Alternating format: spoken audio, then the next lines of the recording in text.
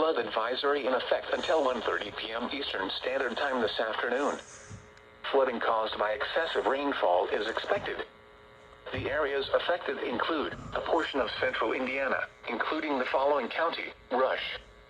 The hazardous conditions are expected until 1:30 p.m. Eastern Standard Time Saturday.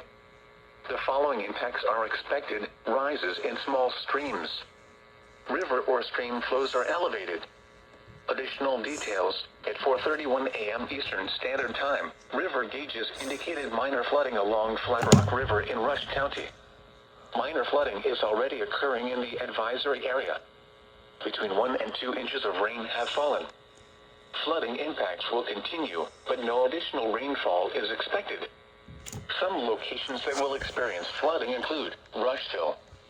http://www.weather.gov/safety/flood turnaround. Don't drown when encountering flooded roads.